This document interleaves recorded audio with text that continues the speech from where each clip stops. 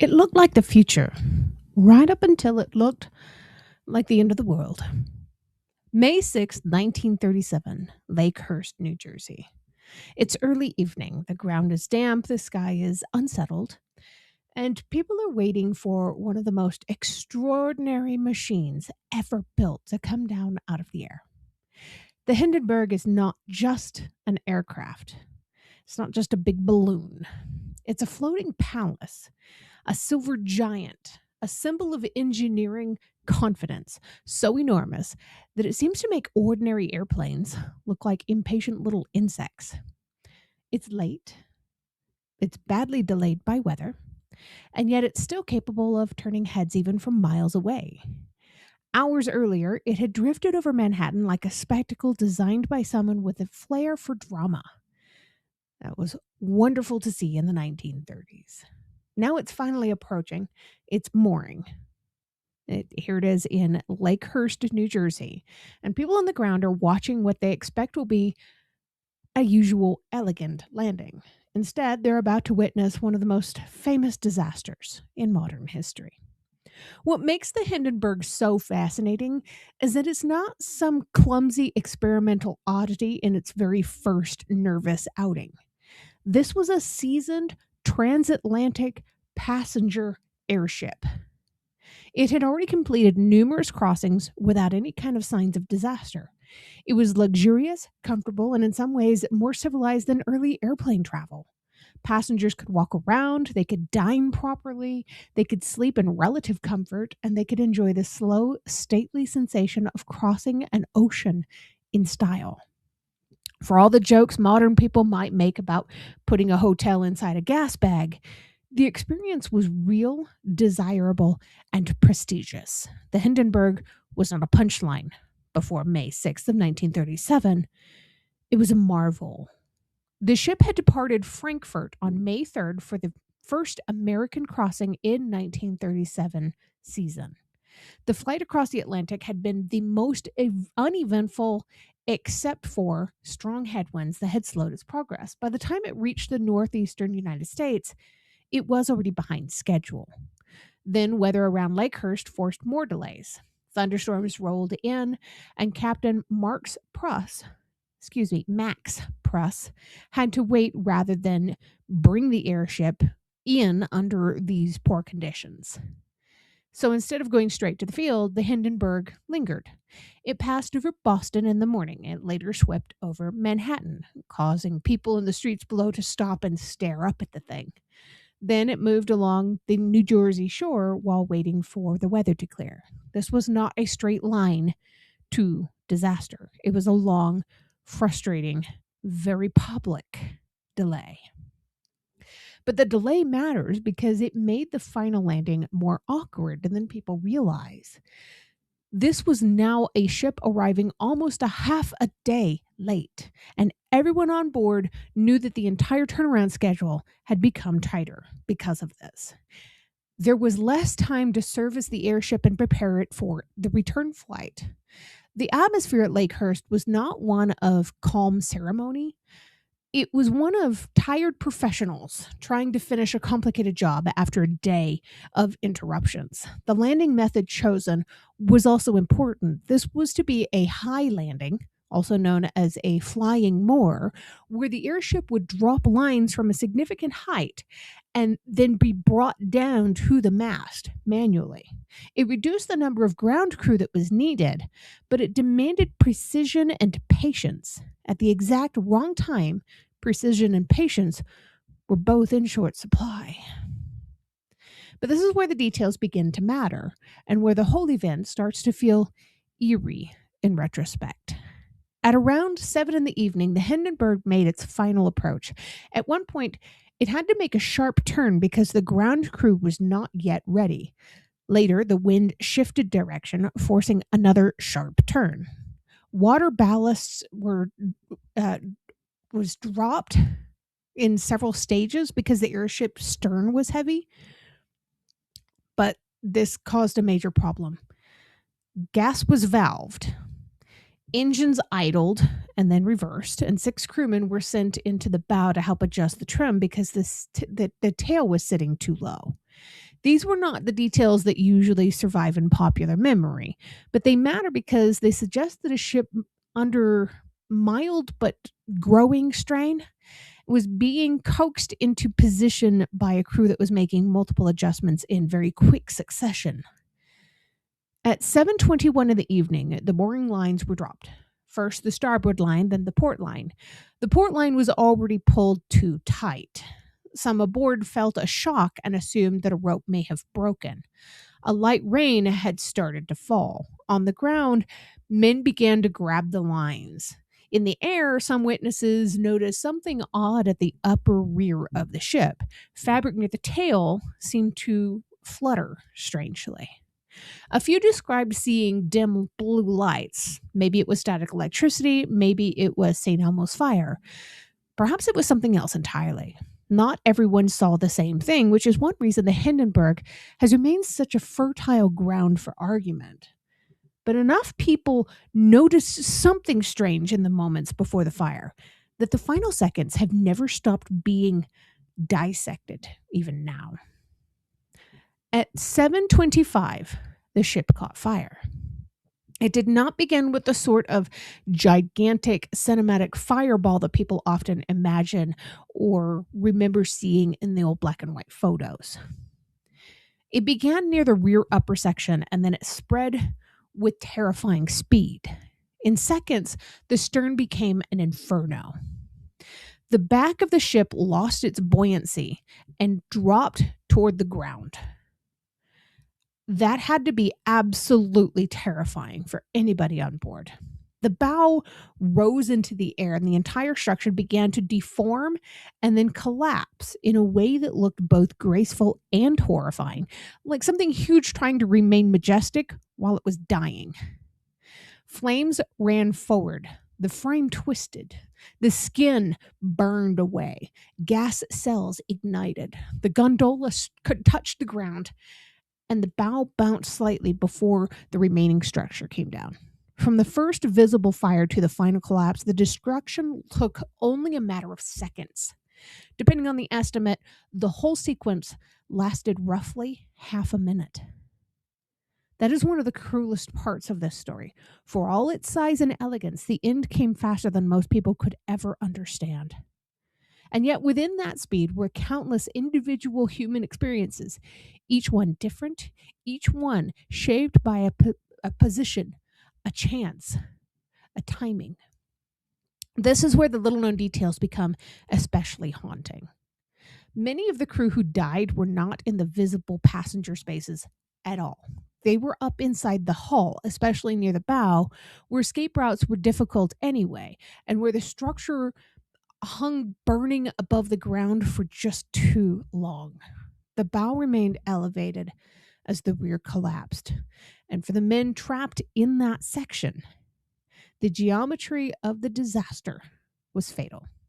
They were not simply in a fire, they were in a burning structure suspended in the air. Passengers, too, experienced the fire very differently depending on where they were. The starboard side of the passenger area became far more dangerous than the port side. Wind pushed the flames in that direction, and as the ship rolled slightly to starboard, part of the structure collapsed outward, which trapped many of the people on that side. One sliding door jammed shut during the crash, cutting off a major escape path. On the port side, by contrast, many passengers got out with astonishing speed, some with only minor injuries. So survival on the Hindenburg was not evenly distributed by rage, angst, or courage, or gender, or anything like that. It was often just decided by which side of the ship that you happened to be occupying when the fire turned to an interior blaze in this maze. One of the strangest survival stories belongs to Werner Franz. He was a 14-year-old cabin boy. He was initially dazed by what was happening, and then a water tank burst above him, drenching the area and extinguishing the flames around him. Can you imagine that? There's a combination of terror and absurd luck. In the middle of a disaster that looks absolutely unsurvivable, a sudden burst of water created a pocket of safety. Franz found a hatch, dropped through it just at the right moment, nearly ran in the wrong direction into the wind-driven flames, corrected himself, and escaped, all without injury. It is one of those details that sounds invented because it's too neatly dramatic. And yet this happened. Sometimes survival is courage. Sometimes survival is instinct. Sometimes it's being in exactly the right place when something else breaks first. Another remarkable survivor story was an acrobat by the name of Joseph Spa. He was billed as Ben Dova. I'm not kidding. Bendova. When he realized the ship was in trouble, he smashed a window with his movie camera, lowered himself out, and hung from the ledge until the ship was close enough to the ground to make the drop survivable. He was injured, but he was able to get out. The image of this was almost surreal. An acrobat escaping a dying airship by improvising his own exit while holding on to a movie camera. It sounded like a film scene someone would reject for being too on the nose, of being way too unrealistic. But then there's Captain Max. I keep saying his name wrong. Then there's Captain Max Pruss himself, the commander of the Hindenburg on its final flight. He survived, but he was terribly burned. First Officer Albert Samt reportedly found Pruss trying to go back into the wreckage to look for survivors. That detail is often overshadowed by the scale of the fire itself, by the massive enormity of this disaster. But this was not simply a collapse followed by a stunned silence. Men ran toward the wreckage. Rescuers moved into this danger. Orders were shouted. The famous command from Chief Petty Officer Frederick Tobin, "Navy men stand fast," was not theatrical. This was practical, urgent, and necessary. Without that discipline, even more lives would have been lost. But this is one of the strangest and most misunderstood facts of the whole disaster. Herbert Morrison's famous radio cry, "Oh, the humanity," was not heard live by the public as it happened. Morrison and an engineer were recording the landing for delayed broadcast, essentially as an experiment. The recording was aired the next day. Later, his narration was synchronized with newsreel footage so effectively that generations came to believe they were hearing a live radio catastrophe in real time. The emotion was genuine, of course. The horror was genuine, but the public's first experience of that now iconic voice was slightly delayed and technologically reshaped. It was made to be more dramatic on purpose. One of the most famous moments in broadcast history is remembered as immediate when, in fact, it was already becoming a memory by the time most people even heard it. That matters because the Hindenburg was not just a disaster. This was a media event. There were multiple newsreel cameras teams on site. There were photographers in place, and enough public attention surrounding the landing that the destruction was preserved from many angles. Sam Shear took one of the most famous photographs by essentially shooting from the hip where the fire began. Murray Becker captured the moment flames burst from the nose. Spectators also photographed this wreck, and it was difficult to overstate how much that visual record shaped the public response. Other airship disasters had killed more people proportionally. Some had been deadlier in relation to those on board. But the Hindenburg died in front of cameras, and that gave it an afterlife almost as powerful as the event itself. The death toll itself was 36, 35 from the airship, and 1 ground crewman. 13 passengers and 22 crew members died aboard or shortly thereafter, with another fatality on the ground. Most died from burns, though some were killed from jumping from too great a height or by falling debris. It's also worth remembering that most survived.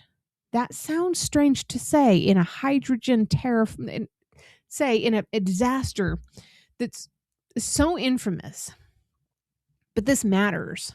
The very feature that made the hydrogen terrifying also made the fire somewhat different from a liquid fueled explosion. Hydrogen burns upward very rapidly. In some cases, that gave people an escape window. It was small, and savage as it was still an escape window. The hydrogen itself burned out in about 90 seconds, though diesel fuel continued to burn for so much longer. So the events looked apocalyptic, but for some people, the speed of the hydrogen fire paradoxically created the possibility of survival. Of course, the question that has never been fully disappeared is why it happened. This is where the Hindenburg stops being a clean tragedy and becomes an argument. Sabotage was one of the earliest theories. Some suspected a bomb, others suspected a political plot. Still others, a disgruntled passenger, a crew member. A number of suspects were floated over the years, including crewman Eric Spiel and passenger Joseph Spa. The sabotage theory makes for a compelling story, which is perhaps why it has survived so stubbornly in books, films, and conversations. But compelling it is not the same as convincing. No bomb fragments were ever found. No clear proof ever surfaced. The official investigation did not endorse sabotage, and most historians today treat it with deep skepticism. A more widely accepted theory centers on static electricity and leaking hydrogen. According to this view, the Hindenburg passed through unstable weather, accumulated electrical charge, and during the landing process, it developed a dangerous potential difference between its skin and the frame. If hydrogen had leaked near the stern, a static spark could have ignited it. This theory has a grim sort of elegance because it ties together so many strange things. The weather delay, the rain, the mooring lines, the blue glow some people witnessed describing, and the possible fluttering fabric near the tail. Modern experiments and reanalysts have continued to keep this theory alive because it remains plausible and because it does not require conspiracies or dramatic hidden sabotage. But there are other theories also. Some have argued that the fabric coating on the Hindenburg was dangerously flammable and contributed heavily to the speed of the fire. Others say the fire may have begun with structural failure in the stern, perhaps from accumulated stress, a snapping bracing wire, or rupture in one of the gas cells. A few have even suggested engine sparks or fuel leaks. The frustrating truth is that the exact ignition source has never been pinned down with absolute certainty. The Hindenburg is one of those disasters where modern people, armed with extraordinary hindsight, still have to live with ambiguity. And yet, even without perfect certainty, the effect was immediate and enormous. Public confidence in giant passenger airships collapsed almost overnight. That part is important because trust is often more fragile than technology. The Graf Zeppelin had flown safely for huge distances. The Hindenburg itself had completed many flights without any incident. But one widely filmed catastrophe, one unforgettable recording, one image of a giant luxury vessel collapsing in flames, and the airship era was effectively over. It did not matter that planes of the era were cramped, noisy, and far less comfortable. It did not matter that airships still had certain advantages. The public had seen too much, too vividly. In Germany, the response was more muted than in the United States. News coverage was restrained. Memorializations resembled the treatment of war dead. Grassroots efforts to fund new Zeppelin construction were discouraged. And there's something darkly fitting about that. In America, the Hindenburg became a symbol of spectacular failure.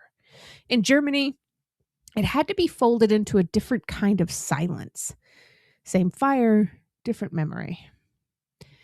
If you step back, what makes the Hindenburg so enduring is not just that it exploded or burned or killed, it's that it marked the end of a dream that looked astonishingly plausible right up until it failed. For a while, crossing the Atlantic in a floating hotel had not seemed ridiculous. It had seemed glamorous, viable, advanced.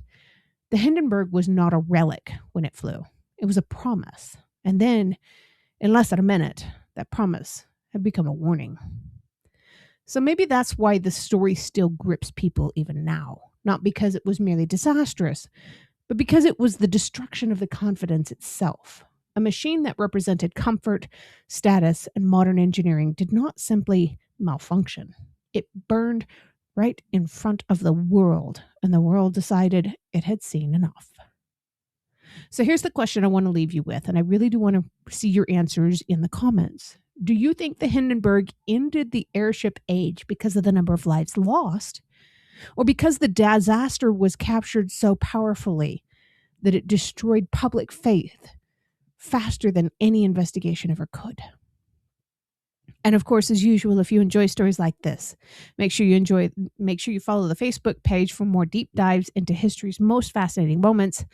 And don't forget to subscribe to the podcast. History happens, so you never miss an episode.